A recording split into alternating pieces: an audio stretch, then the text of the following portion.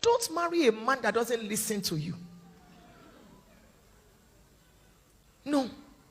Don't marry a man in whose sight your opinion does not matter. Don't marry a man that dishonors you. Don't marry a man, just sit beside my daughter, there's a seat there. Don't marry a man that raises his hand, sit down so that I can see the people. Yes, we thank you, ushers. You do a lot. It's not easy to stand. Don't marry a man that raises his hand while you are dating. And then he attempts to beat you. And then you, no, it's in. Don't marry a man that dishonors you in the presence of your friends and your family members. Don't marry a man that you cannot respect.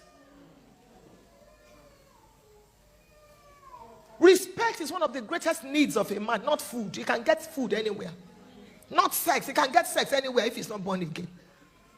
It's respect. Don't marry a man you cannot respect. And don't marry a man that disrespects you. Disrespect begins with the way the man speaks to you. His body language. What did you say? And some of you, because you want to marry at all costs, you pretend as if these things do not appear. Marriage does not change people. Marriage amplifies what people are. Just like money. Just like money. Money is neutral. It takes on the character of whoever owns it. So don't say he will change. He will change after marriage. He will not change.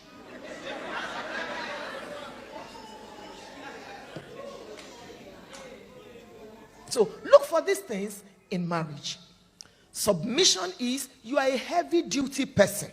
You have something and then you hand over the control, the leadership. To me, Bible submission is strength put under control. It's not subjugation. Sit down, stand up. No. That's not submission. And then you are cringing. I was at the hotel this morning to have breakfast at the restaurant, and at a point I was almost in tears. I noticed a particular couple. That lady was all covered, and then she was going to eat. Her husband was nothing on the man's face. And she had this veil. So even put the fork in her mouth, she will use one hand to hold it. You won't believe it. At a point I said, Jesus, please come. Come, women are suffering too much. What is this? To eat. Because of what? Louis Vuitton or Gucci? Or diamond drink? That's not right.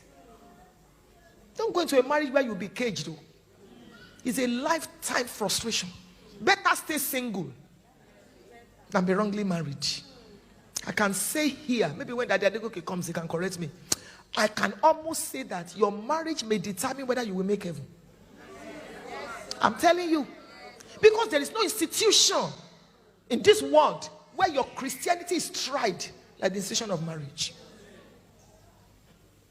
Please, look very well before you get married.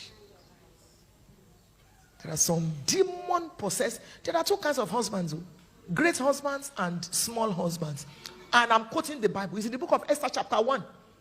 Memucan was speaking. He said, "O king, you better remove this woman called Vashti, so that women will honor their husbands, both great and small." Is that not in the Bible? There are great husbands and there are small husbands. Now that you are married and you're a heavyweight woman, don't flaunt your weight and your greatness to dishonor your husband. There's some women, they want to go out because they are more blessed financially than their husbands. You will hear things like, "I'm going out now, don't finish the beans." So you just be saying things so that people will know you are the one that bought it. It's a sin. Don't demoralize your husband. Don't belittle him. He may be going through some stuff now, but things change. And God is coming for him too. Honor him so that when the man comes out of the storm, he looks back and he says, "Thank God for my wife." I told you when I was starting this message that I give the highest honor to my husband, the highest. Sometimes I wake my husband up with a love song from his sleep. I'm touching his body, I'm touching his hair, and I'm singing a love song to him. The man is waking up. Good morning, darling. What do you want? Ask me up to half of the kingdom. I said, I'm not even asking for anything. I just want you to know that you have honor. My husband's cutlery is different. His glass cup is different. His plate is different. He's a king in that house. Some of you will serve your husband's food as if he's a dog. You put the rice, put the stew on top, put dodo, put meat, give him. But when guests are coming, you bring out all the special dishes. And once you put salad here, put this one there, put that one here. And once they are gone, you remove all the whatever. You stack them. You worship them. Some people will come and inherit when Jesus comes. I didn't mention anybody. Honor him. It doesn't matter who I'm speaking with on the phone. My husband comes in. I'll tell the person, can you hold on? It does not matter who the person is. Your Excellency, welcome. Are you okay? Yes, okay. Okay, darling, just give me a few minutes. Your husband is your Excellency. From today, when you get home, change. Put a little fish in your mouth. Tiptoe. Come behind him. And just tickle him. Sometimes when I do that, my husband, I said, you are not even a virgin. Bring romance to your home. Sometimes put that fish in his mouth, just tiptoe and come behind him and cover his face with your two hands. Some of you, romance has grown wings and flown out of your marriages. All you do is come to church. Praise the Lord. Oh, sing, go, sing, go.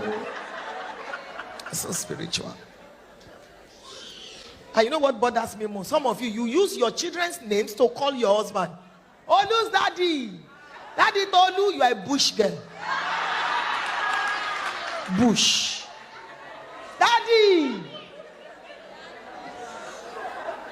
Some of you, your husbands are pastors. You even call pastor. Daddy, wow.